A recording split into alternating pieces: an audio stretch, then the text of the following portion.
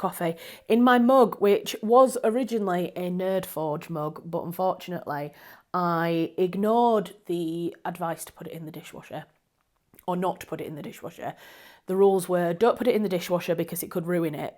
I put it in the dishwasher and it ruined the artwork. The cup itself works perfectly though, so I'm still using it, even though all of my lovely, beautiful NerdForge branding has now disappeared. But anyway. Hello everybody and welcome back to the channel. Please excuse my hair. It is a little bit wild. It needs sorting out, but hopefully you can deal with it today. If there are bits of it that just start flying off here, there and everywhere throughout the video, please do excuse me. Excuse the hair, and we'll all just pretend that we didn't see anything. Yeah, is that all right? I'm here because normally around this time of year, I would be doing my introduction to NaNoWriMo video. I'd be telling you all about what I'm planning for NaNoWriMo this year. I'd be talking to you about word counts and what I'm hoping to achieve and all this kind of stuff. And this year I'm not doing it. Ooh.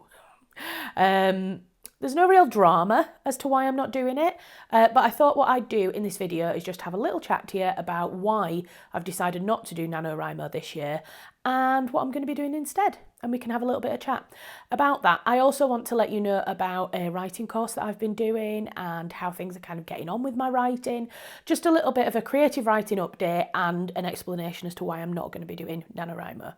I do also apologise profusely if I sound still quite strange. I am now like 99% recovered from my very bad cold and flu.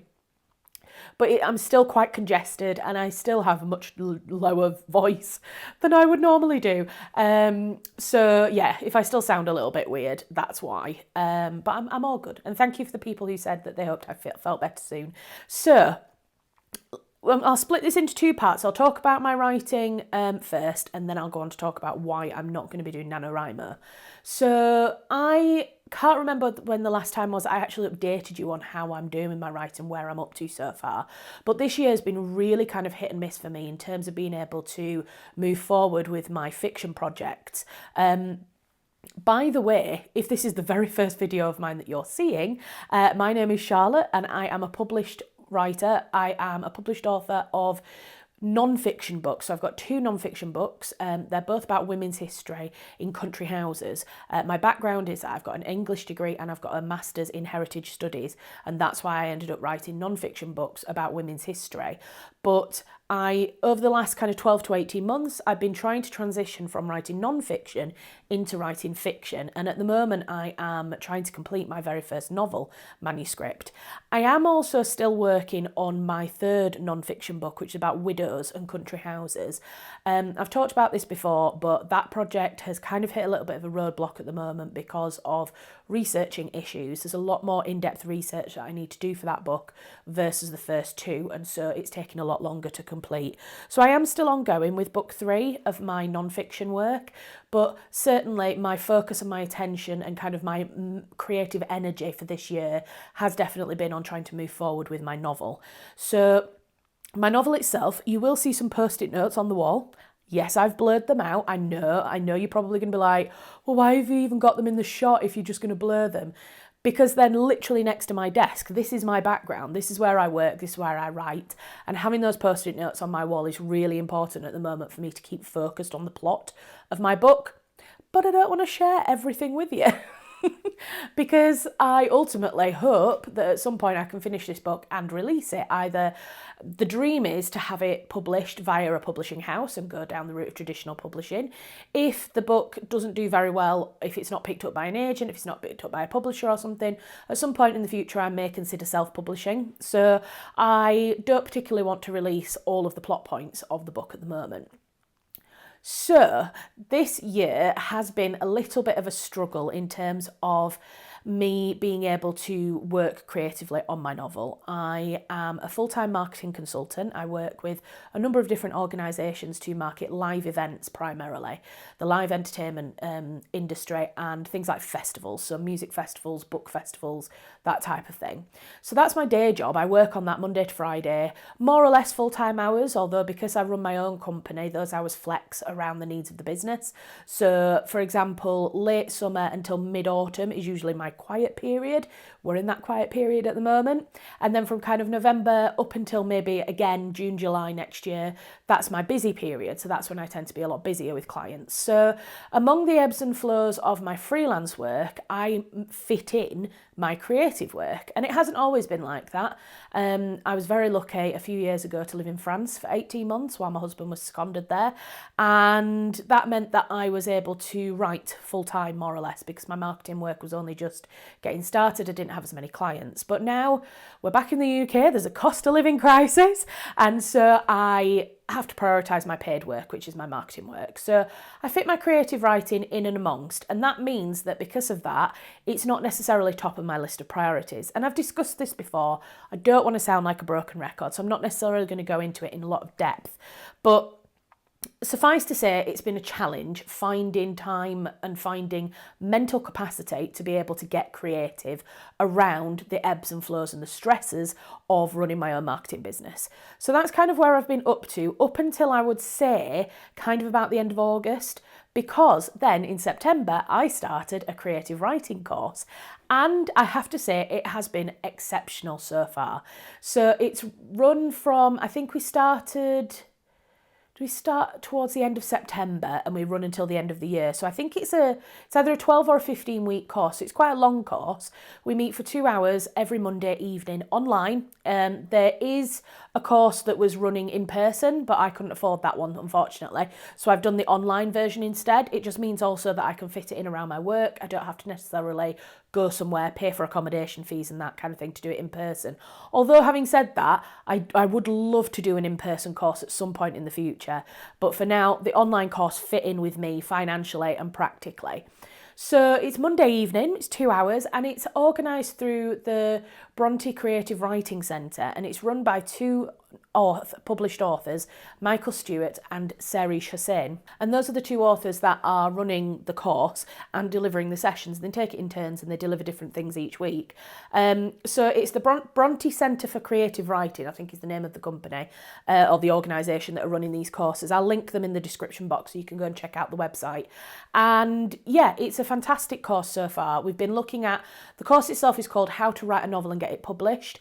And we've been doing, up till now, we've been talking about literally how to write a novel. So we've been talking about plotting, character development, scene development, how to world build, the do's and the don'ts, the kind of show, don't tell, that kind of thing.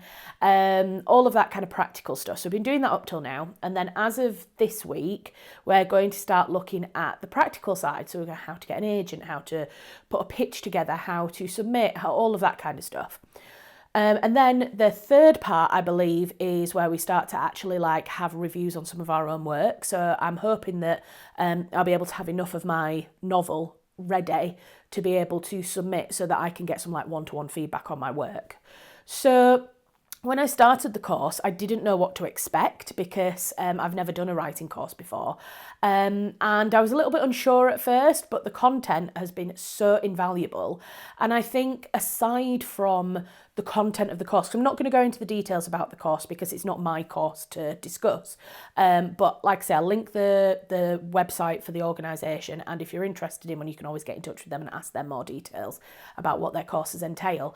But I think aside from the content, which like I say has been great, just the regularity of sitting down for 2 hours every week to actually focus on writing and to learn something new and to consider my own craft in a regimented way every single week has been really good, because it feels like I've built in terms of knowledge and confidence, creativity, inspiration. Every week it's been like an incremental increase. So at the moment, the course runs up until the end of Christmas. Now, I don't think that I'm hoping to have the novel, the first draft, finished quite soon, and I'll come on to that when I talk about why I'm not doing NaNoWriMo. But there's still going to be a lot of work to do, and I've already started to flesh out my second novel. So I'm hoping, my intention is that maybe even once this course is finished, to keep that Monday 2 hour block for writing, and because it'll be a habit by the end of December, me sitting down for 2 hours on a Monday, I can do that and use that time as well. I'm going to have to do more than just 2 hours a week in order to keep on top of my projects. But if I can have that in my mind as a habit of every Monday I do this work, then I think that'll be very sustainable in the long term. So yeah, it's been fantastic. I mean, the post-it note plotting has all come as a result of this course. I did it just because I was getting really stuck on the actual project. So the Lighthouse novel, it has 3 kind of central characters, although it's got 1 main character. And the main character is in the kind of recent past, so within the noughties, but not like 2024. And then 1 character goes back to the 1940s and another character goes all the way back to the 1780s. So it's over 3 different historical time periods.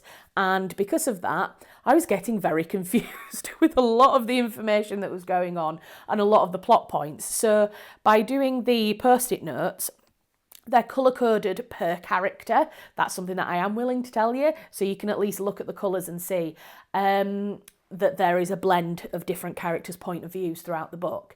And that just helped me so much to get over my mental blocks. I think I was struggling to see how these 3 characters' stories intertwined with each other, because what I'd done is I'd written the main character's story, then I'd written the lighthouse keeper from the 18th century's story, and then I wrote the wartime person's story, and I was like, these are 3 separate stories, how do they come together? But I knew what I wanted the kind of thread to be throughout it all, so doing the post-it notes really helped me to be able to put all of those strands and threads together. So then I was able to do that, and I popped all of that into Scrivener. Now, I have heard of Scrivener before, but I don't think I'd ever really thought about trying it out. I was like, oh, I don't need another tool to help me write. I can just do it on Word. Oh, I was such a basic bitch. I was like, I don't need a fancy tool. I can just write a novel on Word and it'll be brilliant. And you certainly can. I know that Ken Follett, who writes Pillars of the Earth and his epic books that he writes those on Microsoft Word. So you certainly can. I think for a book like mine, because it's got so many different time periods and chopping and changing and stuff, I found that by putting each of the chapters into Scrivener, I was able to then move things around easily enough. So I took what I'd written, which I initially thought was like 80% finished, the manuscript, and started fleshing out the chapters on Scrivener, writing them all out. So yeah, I think as a result of doing the post-it note work and being part of the creative writing group, I've just been feeling so inspired to write and to get going with this bloody novel and to get it finished. So like I say, I popped it all onto Scrivener, everything that I'd written up till now, and realised that actually I'd probably only written about 2/3 of the book and that the final third of the book still needed to be written. But the good thing was I plotted out the remaining chapters and I've come up with a little note, you know, the notes app that you have on iPhones and stuff, a little bullet point list on my notes app which says how many chapters I've got to do. And all I write out is like chapter 28, chapter 29, chapter 30 or whatever. And then I had 1 chapter that I needed to rewrite that was right at the top of that list. And I actually did that rewriting over the weekend or last week. I think it might have been last week actually. I don't think Tom was feeling too well. And I think he went to bed quite early. And so I said, oh, well, I might do a little bit of writing. So he went to bed and I rewrote that chapter and it felt so nice to be able to just go tick on the list. So I've got this little list now of chapters that I need to write and I'm feeling quite good about those. I know what happens in those chapters. It's just a case of sitting down and writing them now. So I'm hoping to do some today. I'm hoping to continue writing this week. So yeah, that's where I'm up to. I'm about 2/3 of the way through the novel and it is feeling like I can see the end goal in sight for getting the manuscript finished. Obviously, there's an awful lot of work to do just after the manuscript's finished. I've got to go through the editing phase, but I'm looking forward to kind of updating you all on how it's going, which leads me on to say that if you are interested in my writing and how I'm getting on and you want more of a regular update on the writing side of things, then I do highly recommend that you join my Patreon because I've started a new series on there called Voice Notes from Me, and it is a series where every Friday I upload a 10-minute voice note update telling you all about my week, but specifically focusing on my creative work, on my writing, on what I've been up to, and it's been really good. I've really enjoyed it so far, and I know that my patrons are really enjoying listening to it as well. it just feels like having a chat with a friend, and it's so nice. And that's additional content that is only available on my Patreon, and it's on top of all of the bonus content that the patrons get. So patrons get early access to all of my videos, and then they also get bonus or like longer versions of my videos. So if there's something like a period drama review or a book review where I've talked quite in depth about something, I don't necessarily tend to put the full length discussion on YouTube, because otherwise it'd be like 45 minutes or an hour. So what I do is I will edit the video, I create an hour-long version, and I publish that on my Patreon for my patrons to be able to watch, and then I'll edit it down further until it's at the YouTube length that I want to publish on YouTube publicly. So if you enjoy my period drama review videos, if you enjoy my book review videos, or if you're a writer yourself and you want to kind of follow along on a writer's journey, then I do hope that you will join our Patreon community. It's a set fee once a month, and there's no tiers or anything like that. You pay one amount and you get access to everything. So yeah, all the information about my Patreon is down in my description box. And no worries at all if you can't. If another lovely way to support me completely for free is to become a subscriber. We're nearly at 1,000 subscribers now, so it'd be fabulous if you joined our community. Right. So, why am I not doing NaNoWriMo? I know that's why you're all here. I know that's all you want to know, is why I'm not doing it. So, there are a few different reasons. The main one, though, is because I've never bloody managed it. I've never managed to actually finish a NaNoWriMo goal. I always feel like I come on and I'm super positive and I'm super hopeful and super optimistic at the beginning of the month, and I'm like, I'm going to do 10,000 words a week, and it's going to be, is it 10,000 a week? What are you supposed to do? I think it's like 2,000 words a day or something like that, and it's going to be fantastic, and I'm going to make it work, and I'm going to have this novel finished by the end of the month. And then usually on the second week, there's a slightly less enthusiastic video. But at that point, I'm still feeling a little bit optimistic, being like, well, you know, it's been a little bit of a tricky week, but I've done well. I've done my word count. I'm this, that, and the other. And then by week 3, it kind of drops off. And there's videos of me like looking really pained and saying that I didn't manage it, or that something's come up, or this, that, and the other. And I just think that because I've not managed it before up till now, I feel like I will go into a NaNoWriMo now assuming that I'm not going to be able to achieve it. And that's not the way to go into any kind of challenge like that. You should never think, oh, well, I'm not going to achieve it anyway. That sets you up to fail before you even start. So that's one reason why I don't want to do it, because I know that for me, it's not necessarily an achievable thing to do. And therefore, rather than setting myself up to fail and having this, oh my God, I'm so terrible, I didn't manage to do it, and look at all these people who managed to do their NaNoWriMo, and I didn't, and I failed, and I'm terrible, and I'm never going to be a published writer because I can't commit to writing 2,000 words a day. I'm just not. I'm just not going to do it. I'm just not going to do it. It's fine. It's absolutely fine. And I think the reason that I fail with it is because it's unrealistic. Really, when you think about it, writing 40 or 50,000 words in a month is so unrealistic. There are published successful writers that consider their entire day successful if they've written between 1,000 and 1,500 words. And that's over an 8-hour period in their entire day. Then you come and you look at a lot of unpublished authors. They are not necessarily writing full time, unless they are trust fund babies or they're in a very fortunate situation where they don't need to work. Most people are fitting in their creative writing time around full-time or part-time jobs. And so it's very unrealistic that we are going to be able to find the time in our day, every single day for a month, to write 2,000 words. And if you miss one day, well, then that means that your word count for the next 29 days or 15 days or however many days you've got left suddenly goes up. You only need to miss 3 or 4 days in the whole of November to suddenly find that your daily word count has gone up to 3,000 words per day. It's incrementally less and less achievable, and especially, like I say, if you are working full time. So I think it's just not necessarily something that I feel very positively about anymore. And this is not me trying to tell people that they should boycott NaNoWriMo. I'm not saying that. I am saying that for me personally, it does not work. And therefore, I am not going to do it. That's kind of the be all and end all of it, really. I think there's a better way that I can use my time than setting myself with a daily goal that is just going to put stress on me. And the thing is, we create because we find writing joyful.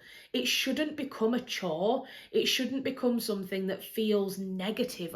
Oh, I've got to go sit down at my desk and I've got to write 2,000 words. I've got to do this. No, it should be, oh, I'm so excited to sit down at my desk. I am really excited to see what happens next in my character's story. Oh, I know, I've got this particular chapter that I've got to write. I know exactly what happens. Right, I'm going to sit down and I'm going to do it. That's how you should feel when you're sitting down to write, not I have got a word count to chase. I'm chasing a word count. I've got to finish my book by the end of this month because everybody else will finish their book by the end of this month. It just feels stressful. And I'm not about stress in my life because stress, A, makes me grey, and I'm already getting enough greys as it is. I don't need to be encouraging any more grey hairs to come through. And it's just not good for you. It's just not good for your mental well-being. It's not good for your physical well-being. So I'm trying to let go of stress. And that's another reason why I don't want to do NaNoWriMo this year. The other thing is that NaNoWriMo, it's National Novel Writing Month. It's in November. It's always November. NaNoWriMo is always November. It's not a good time of year. November is not a good time of year. And I've spoken to a few people who've done NaNoWriMo over the years, and they all say the same thing, that November is actually not a great month. I think mainly because you've got the run up to Christmas. It's not necessarily a good time of year. You've got social events that are happening in an evening. A lot of things are starting to get booked up on a weekend because, again, you're leading up to the Christmas period. For me personally, I have a lot of my client work starts to increase. So I start to see, for example, I work with Huddersfield Literature Festival. They've just got their funding for another year. Yes, fantastic. But that means that come the middle of November, I start my work with them again. And so for me, I've got a lot of marketing work. I've got a lot of freelance work on. And that means that I'm going to be tired and I'm going to be less mentally kind of ready to write, especially then 2,000 words a day. It's that combination for me of it not being the right time of year and the pressure that is put on because of the nature of the challenge itself. So if NaNoWriMo was in, I was trying to think of a convenient month, July, August. August is a fantastic month for me to do NaNoWriMo because I don't have children, so I avoid going on holiday in August, to be quite frank. I avoid going abroad because prices of flights and accommodation are so expensive. And I don't want to go away in the hottest time of the year to Europe, to Portugal, somewhere like that. So I tend to be at home for the most of August. And so that's a really good time for me to do NaNoWriMo. So I know that they do April. They sometimes do April as like a secondary challenge or like a kind of intermediate 6-month challenge type thing. April's not necessarily the best month for me either. So yeah, August. Yeah, if anybody wants to do a writing challenge next August, let me know. I'd be well up for it. Maybe we could do a little writing challenge on the channel. We could do a little community challenge where we all kind of get together and set a realistic target. It doesn't have to be word count. It can be whatever we want to make it. And yeah, we can create a little challenge. That's quite a nice idea, actually. Maybe I can make some little stickers so that if people achieve their targets, I can send you out a little sticker in the post or something to say that you like kind of completed the challenge. That'd be really cool to do, actually. Let me know if that's something you'd be interested in. So yes, there's like I say, a number of reasons, but I am not going to be doing NaNoWriMo this year. I feel like I've pretty well established that in this video. I don't know why I keep feeling the need to say it. So what am I going to do instead? I will wrap this up by saying that I am still going to be writing throughout November, absolutely. I've got this little list of chapters that I need to finish. So I am aiming tentatively to write a chapter a week. That is my plan. If I can tick a chapter off per week, then hopefully by the end of the year, I should have completely finished the manuscript. Now, how many times have I come on this bloody YouTube channel and said, I'm going to finish the manuscript by XYZ period. And I never achieve it. But I feel like at the moment, maybe it's the combination of it's the right rough time of year, although like I say, we're getting to the end of the good time of year. Maybe it's a combination of the course that I'm going on. It's inspiring me. I'm finding myself very inspired creatively. Maybe it's just the mindset. Maybe I'm just in a good place at the moment mentally, but I feel like this is finally achievable. And I'm really excited to get onto the editing stage. I want people to be able to read it. I really want it to get to the stage where I can start sending it out to friends and say, would you please read this and let me know what you think, and sharing it with people. This story, these characters have lived in my head and on my bits of paper for so long that it would be lovely to be able to share it with people. So yes, that is what I am doing. I am going to just be chipping away at my manuscript between now and the end of the year. And yeah, I will keep you informed on how things are going. I am going to do a little video. I don't know whether it will be in the last week of December or the beginning of January, which will summarise the entire writing course that I've been on. I'm hoping that maybe I can see if Michael and Sarah would be interested in doing a little bit on camera. Maybe we can have a little interview, a little Zoom chat about the course and how it works and this, that and the other, so that they can kind of talk about future courses that they're doing, and I will evaluate the whole course and let you know what I thought about it and whether I think it's worth investing in, because things like this are an investment. You know, you do have to pay to be on the course, and so, you know, I would want to make sure that I'm recommending something that I think is going to be of value to you as a writer, as a creative. So yes, I will do that again at the end of the year, and around that time, like I say, I will probably put up another update on where I am with my book. But like I say, if you want a weekly update, if you want to keep up with things, then like I say, please do consider supporting my Patreon. All money that comes in from Patreon goes into allowing me to be able to continue to do my YouTube channel. So thank you very much in advance. And thank you to everybody who is a patron. My current patrons are gliding up the camera as we speak. Thank you so much to everybody who is already a patron. Thank you to my subscribers, to everybody. 908, I think it was the last count. That is a bonkers. It's amazing. Thank you so much to everybody who is a subscriber. If you've made it this far, what shall we do? Put a pen or a pencil. I think there's a pencil emoji. I think there is a pen as well, isn't there? I think it's a fountain pen. Choose your writing medium of choice and pop it in the comment section, and then I'll know who the top fans are who've watched till the end. Yeah, thank you very much for watching this video about my little update. And yeah, I guess I better get on, do some writing, do some editing, get this video up for you. All right, guys, I'll see you soon. Bye. Oh, no. No. When did that die?